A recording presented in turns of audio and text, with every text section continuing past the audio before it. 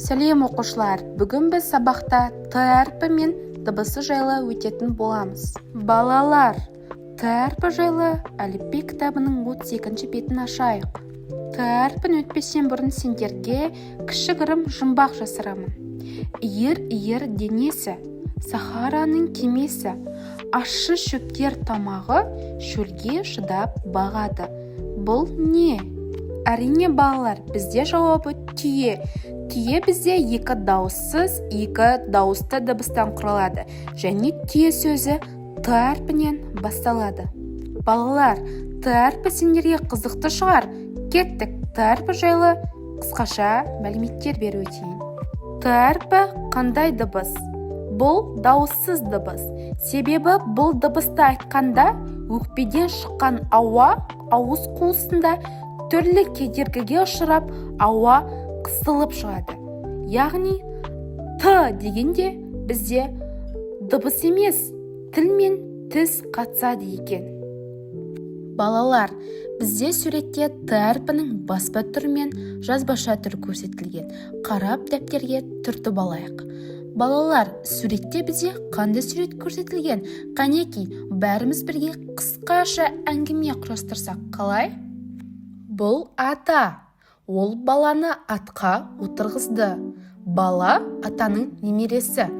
Осы кезде ат сөзін созып айтайықшы. Ат.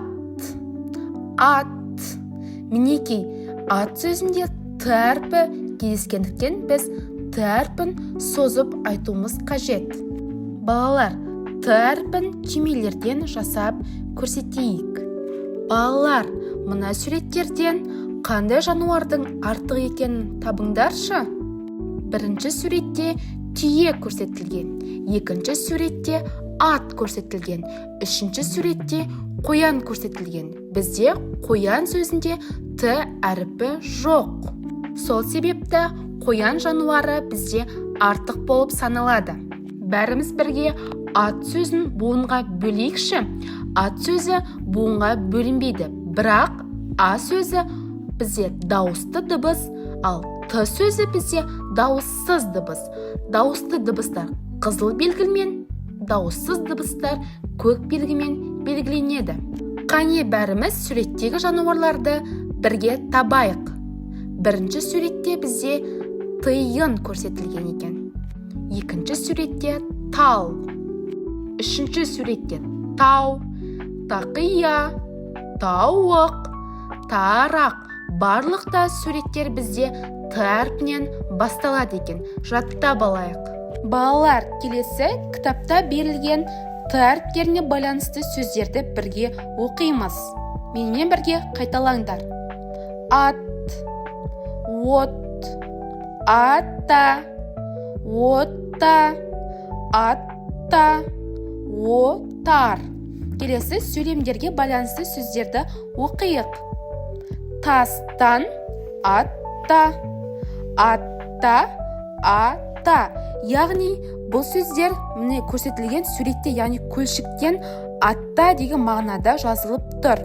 Келесі суретте анау оттар, тастан, оттар, арала. Яғни бізде жайылымда жүрген қойларға тастан деген баланың қарағаны жайлы көрсетіліп тұр. Балалар, келесі т әрпін бірге жазып үйренейік.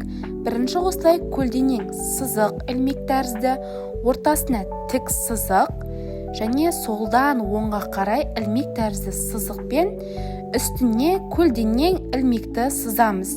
Бізде бас әріпті т осылай жазылады. Кіші әріпті т кішкенде сызық және ілмек тәрізді екі ілмекті жазу арқылы кішкентай т әрпін жазады екенбіз. Келесі көрсетілген суреттер бойынша қанша дауыссыз, қанша дауысты дыбыстан құралған сөздер екендігін айтатын боламыз.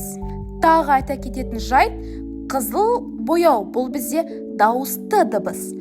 Көк бояу дауыссыз дыбыс. Бірінші суретте ботта 3 дауысты дыбыстан 1 дауыссыз дыбыстан құралған.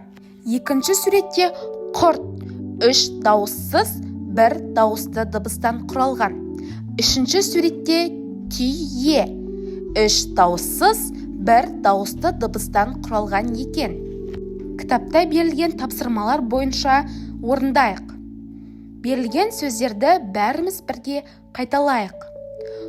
Ту, тау, тар, тор, от, оттан, тас, тасу, тос, су. Көрсетілген суреттер бойынша тар тер жалғауларын жалғау арқылы сөздерді толықтырамыз. Бірінші суретте бізде тас көрсетілген. Оған тар жалғауын жалғағанда тас, тар. Екінші суретте тон көрсетілген. Оған дар жалғауын жалғасақ, тон, дар, яғни 2 тон. Келесі астындағы сурет арқылы сөздерді толықтырайық. Тастан тарақ ал, тастан дәптер тарат.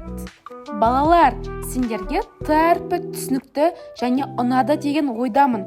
Қош сау болыңдар. Келесі әріпте кездескенше.